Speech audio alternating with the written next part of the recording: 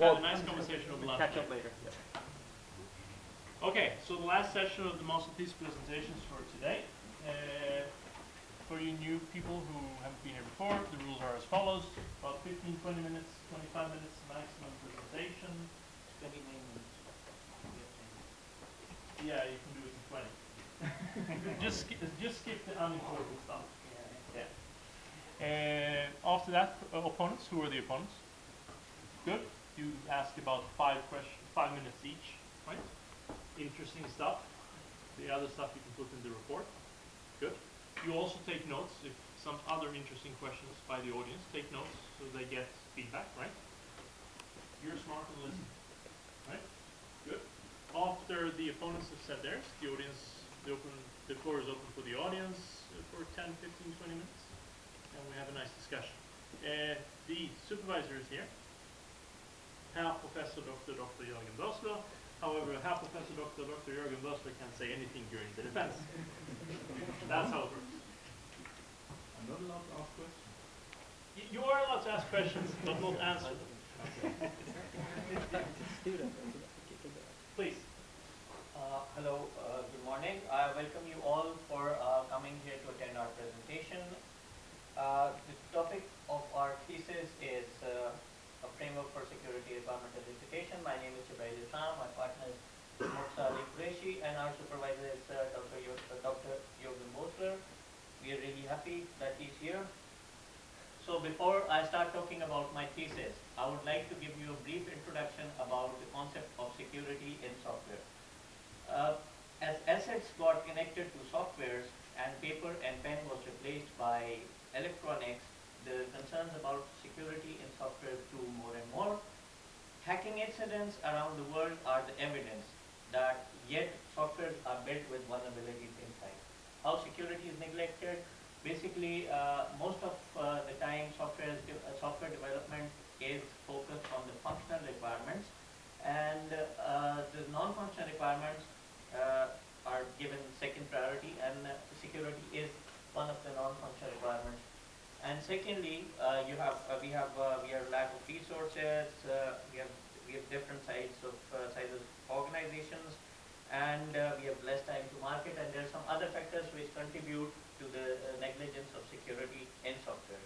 How security is addressed? Basically, 3 techniques are normally applied: penetrate and patch, secure operation environment, secure software engineering. Secure software engineering is our area of research. In penetrate and patch, a software is released in a group of people, it is attacked, and then the patches are applied. In secure operational environment, the devices external to the software systems are applied or are used for security, such as firewalls and antiviruses. And in secure software engineering, is focused on early stages of software development life cycle.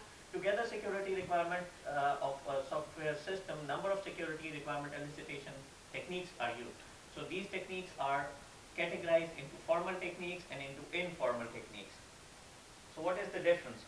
Formal techniques, formal security requirement elicitation techniques follow a systematic procedure and definite number of steps, but they lack flexibility and limitation in defining scope of formal security requirement elicitation techniques, limit the use and efficiency of the technique.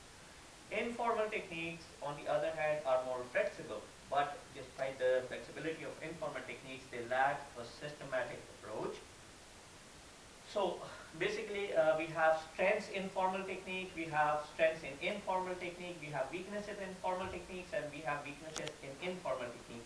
Our idea was to combine the strengths in formal techniques and informal techniques and mitigate their weaknesses. So come up with the framework by combining the strengths in formal and informal techniques. So our idea is to integrate an informal technique with formal technique and propose a flexible framework for security environment elicitation. So when we started our thesis, there were a number of challenges and questions we had in our mind, and we answered that in the start of our thesis. Which formal technique are we going to use, or which formal informal which informal technique are we going to choose for integration, which formal technique are we going to choose for integration, and what is going to be the selection criteria for selecting the techniques. Are the framework proposed by other researchers are not good enough? Do we really need another framework? We answered that in in different literature reviews and using an SLR. So basically, this is an overview of our research, our basic idea. Then we conducted 2 literature reviews, 1 literature review and an SLR as a pre-study. In that literature review, we came up with the selection criteria, and in the SLR, we conducted an SLR for security requirement elicitation technique. And in the literature review for existing frameworks, we answered that question: do we really need another framework? I answered that in the later slides. But after doing 2 literature reviews and 1 systematic literature review, we proposed a framework by combining 2 formal and 1 informal technique. We validated our framework with the help of an experiment. Then we analyzed and interpreted the results of the experiment and answered our research questions. So the pre-study I talked about. We studied different papers, and we came up with selection criteria, and we justified that selection criteria in our thesis document. You can refer to the thesis document for details. So the technique should be easy to implement, flexible, adaptable, learnable, understandable, scalable, and should have some visual output. SLR for widely used security requirement elicitation techniques. Purpose was to find out widely used security requirement elicitation techniques that satisfy above mentioned criteria. Conclusion: after reviewing and analyzing the formal and informal security requirement elicitation techniques, we selected 2 widely used formal techniques, CLASP and Secure 2+, and 1 informal technique, misuse cases based on the evaluation criteria. Why did we choose 2 formal security requirement elicitation techniques? Integrating 2 widely used techniques can have the benefit of using different styles and meaning of the both methods. Kindly refer to the thesis document. We have mentioned the section number, but I would like to add that when we were studying different papers, we saw that most of the researchers graded or rated Secure 2+ and CLASP you can say in equally. So it was we decided to use both of them. So aims and objectives. The main aim of this thesis is to propose a concrete implementable framework for security requirement elicitation, and we have sub-objectives and sub-aims. For example, to evaluate our proposed framework, to study formal and informal techniques for security requirement elicitation. We have 3 research questions. And question number 1 is: do formal approaches produce better results when integrated with informal approach, that is misuse cases? What is the practicality of the proposed framework? Up to what extent and for which type of software system this framework is suitable? On what basis and for which type of software system is the proposed framework better than other widely known security requirement elicitation techniques? The answerability of all these 3 research questions is mentioned in the research document. So, do we need another framework? One of the challenges I mentioned earlier. Do you remember the basic idea behind our research? Use strengths in formal techniques and strengths in informal techniques, combine them and mitigate the weaknesses in informal and formal techniques and come up with a framework. So for that we conducted a literature review for existing framework for security requirement elicitation, and unfortunately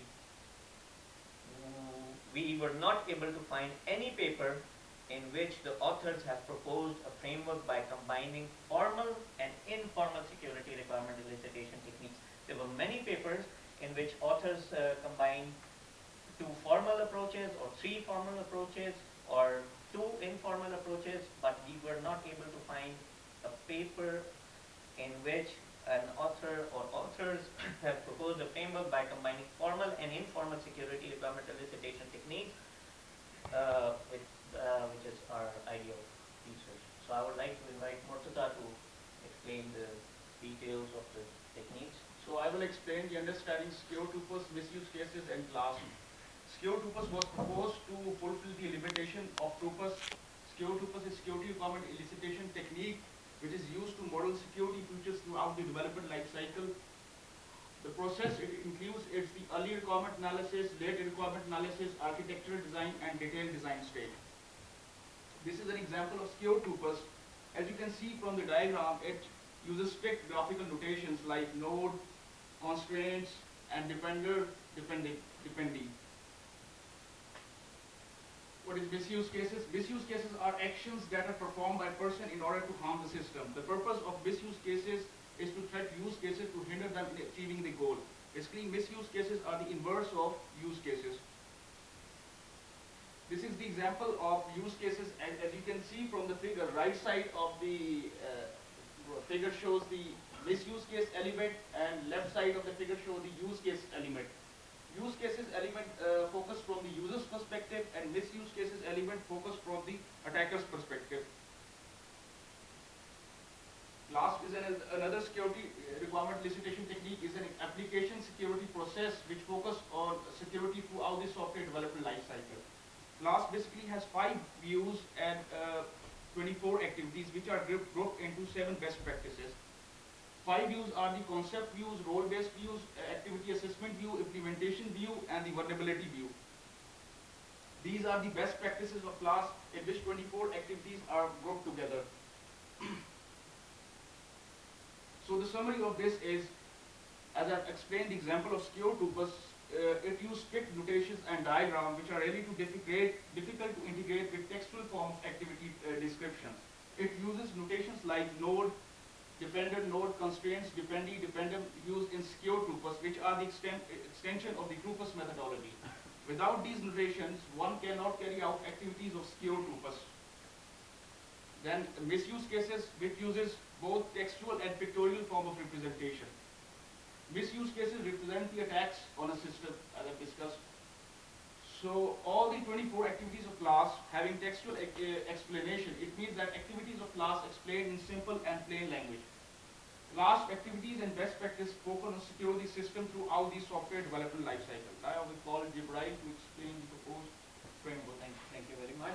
I would like to explain how did we propose a framework. Framework was basically proposed by combining class, secure purpose, misuse cases, and security requirement categorization by Bogali and Ahmad from the last year, from a piece of research from the last year thesis, and the thesis was supervised by Dr. Tony Gorshin. And we decided to use that security requirement categorization because we found it very interesting, and it had a detail, you can say a detailed categorization of security requirements, and the threats are also mentioned there, so it was good. And we also we didn't want to ignore any security requirement and make our framework better, so it was a good idea to use that. So basically, class, as Murtaza explained, class has 24 activities, secure purpose has 11 activities, and misuse case has 3 activities. So to identify these activities separately, we used a prefix CL with class, ST with secure purpose, and MC with misuse cases. So we ignored the strict graphical notations in secure purpose, and we used the basic idea behind the activities. And we compared that basic idea behind the activities with the activities of class. And we found some similarities. So we looked for the overlapping activities. For example, in CL3, you can see that this third activity of class is specify operation environment, and this fifth activity of secure purpose overlaps with this activity, that is analysis of the system under development within its operation environment, so it overlaps. So we looked for the overlapping activities, And then we selected only those activities from class and secure purpose which were focused on requirement engineering or requirement gathering phase, because many of the activities of secure purpose and class are focused on the other phases of software development life cycle, such as development and testing. So our thesis is focused on security requirement elicitation. So we focus on only those activities which are focused on security requirement elicitation. So these were the activities we selected from class, and these were the overlapping activities of secure purpose. So the activities of four activities of secure purpose, ST2, ST3, ST4, and ST8, did not overlap with any of the activities in class. So we used ST2 and we added 3 more fields in misuse case template. And we combined ST3, ST4, and ST8, and we came up with another activity for framework, because they were very close to each other. So it was a good idea to merge these 3 activities and combine them in form of one activity for misuse for the framework. So this is the misuse case template. It's like use case, but the difference is that misuse case focuses on the attacker's perspective, and use case focus on the user's perspective. So we have the somewhat same template with different fields for misuse cases as well. So these are the steps for framework. We have 15 steps of framework. We have used activities from class, secure purpose, and misuse cases, and we also used security requirement categorization. So first 10 steps are from class, secure purpose, and misuse cases. The first 9 steps are the input for the 10th step, in which we perform security analysis of this system. So the 10th step, the 9 steps are the input for the 10th step, and the other remaining 4-5 steps are to facilitate the use of security requirement categorization. After analyzing the system, and we also used these activities for the group which is using class. In experiment, Mursa is going to explain that, but I just want to give you an overview that these 10 activities were used by the group, not the activities, not the 5th one, but the other activities were performed by the group who's using class.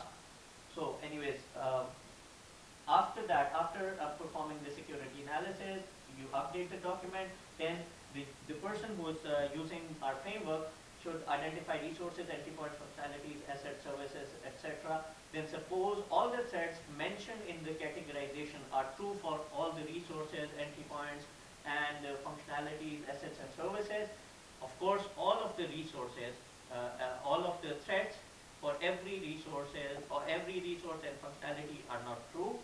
So in the next step, you validate the threads for each resource, entry point, functionality, assets, and then update the document finally. That is our framework. So I would like to invite Mursa to explain the experiment. So I will explain the experiment. The purpose of the objective of the experiment is to check whether by combining formal, informal techniques, security requirement elicitation techniques yield better results than using formal or informal security requirement elicitation technique alone. The purpose of the study was to observe the effectiveness of our security requirement elicitation frame with respect to widely used formal and informal security requirement elicitation technique. That was formal was class, and misuse case was informal. Experiment was conducted in a controlled environment with the help of 6 students, that is 2 members per group. To perform the experiment, we provided them the detail of software system and the activities of our framework. For subject selection, it was academic subjects.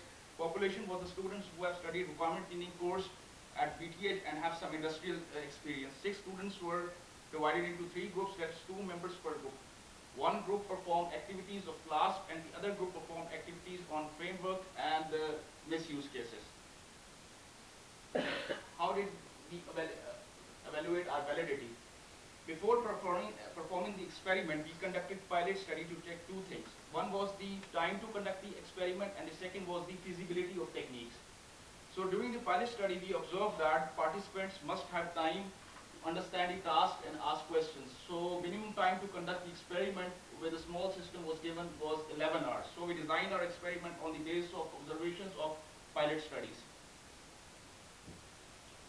In the framework, in the experiment, framework activities take more time as compared to misuse cases and class because it has more activities. So one can easily argue that since framework is taking more time, so one can elicit more requirements from framework.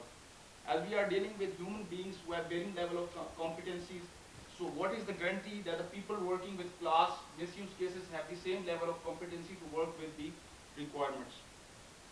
There may be possibility that people working with class have less understanding than people working with framework. Therefore, we are get to get more output activities from the framework. So in order to ensure this transparency, we took two steps. Assign same amount of time to all the three techniques. Combined input from team 1 and team 2 was given to team 2 for security analysis using class techniques and to give maximum benefit to class. So this was the experiment operation. Day 1 was 6 students, day 2 6 students. Total duration was the 11 hours, and 3 groups, 2 persons per group. Second day there were 3 groups, 2 persons per group. The output of the first day was the input for the second day, and the output of the second day was the security requirements by framework, class, and misuse cases. Now I'll ask Gibraltar to explain the analysis then. So I would, we analyze the result using vulnerability comparison and system security baseline. We, Mursa is going to explain the system security baseline and where did we get the system security baseline from. So vulnerability comparison, we selected our system, the system which we used in our experiment from a paper, from literature, and in that paper there were some vulnerabilities already listed. So we decided to use those vulnerabilities.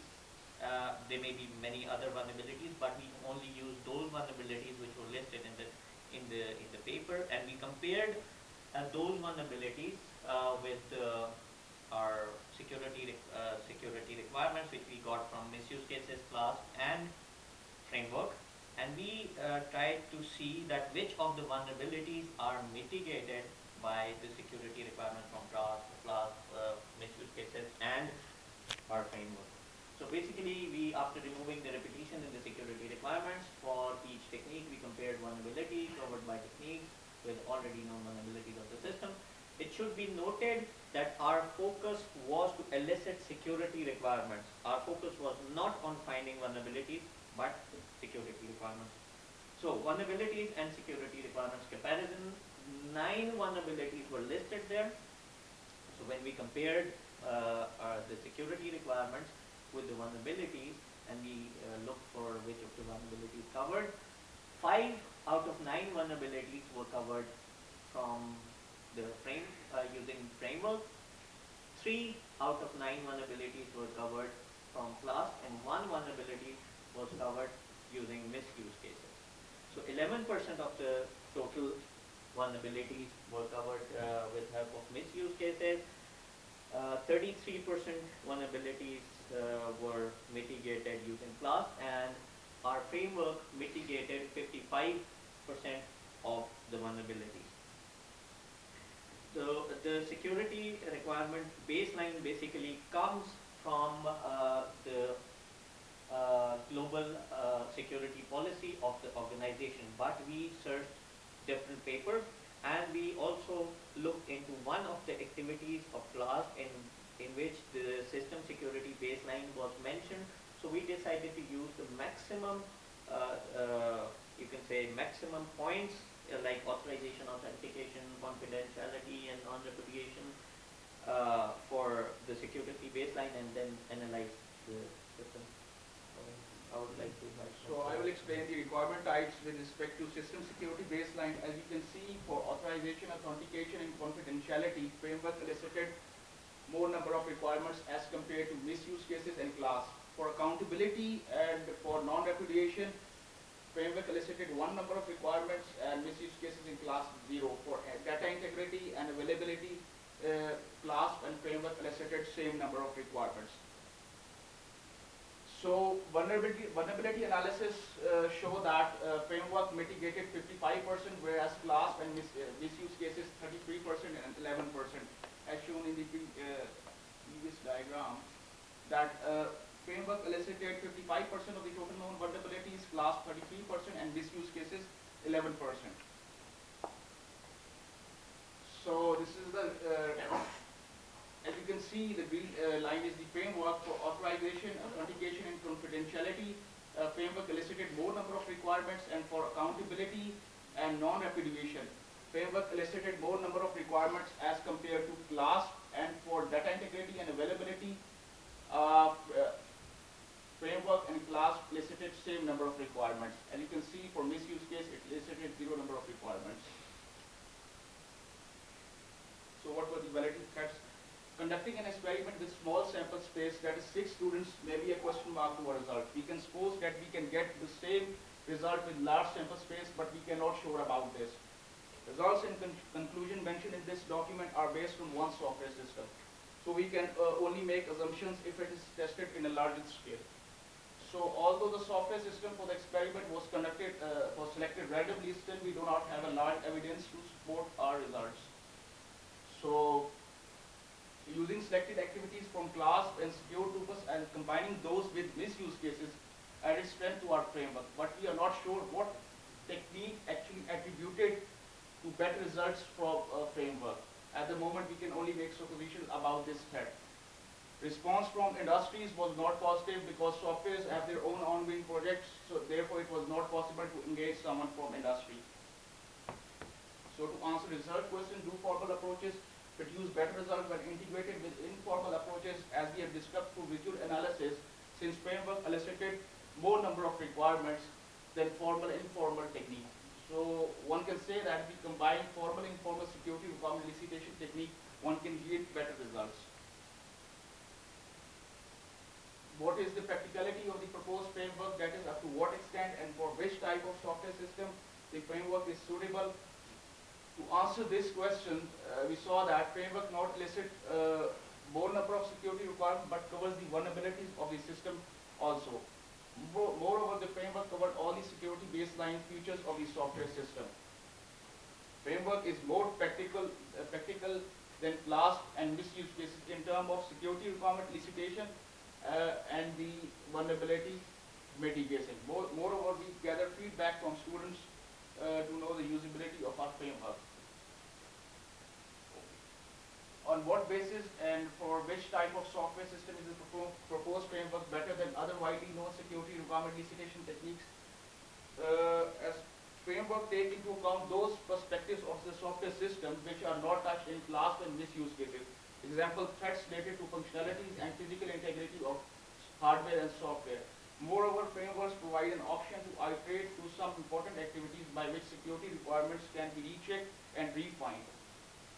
Framework activities break down the system into little details and help build security in the form of requirement elicitation. As we have checked our framework for one software system, so for future work, one can check the practicality of the framework for different software systems and can suggest improvement in this framework. Okay. What is the conclusion? So framework is composed of secure tuples, misuse cases, and class. Framework consists of 15 activities, class consists of 10 activities, and misuse cases consist of 3 activities. Since secure tuples follows complex graphical notation, so we only use the basic idea behind the secure tuples. Most of the activities of secure tuples were similar in concept to the activities in class as discussed by Gabriel. So we overlap the activities of class and secure tuples. Class having textual form of activity description was easy to integrate as compared to secure tuples. So during the research, we learned and discovered that there are many security requirement elicitation techniques. but almost none of them are used in industry on large scale. Most of the big brands name like IBM and Cisco have their own customized set of procedures to ensure security in their product. For small organizations, they have not the resources. For big organizations, it's costly to switch to anything new suddenly. So social awareness about software security is very important because it will create a demand for secure software systems. Thank you very much.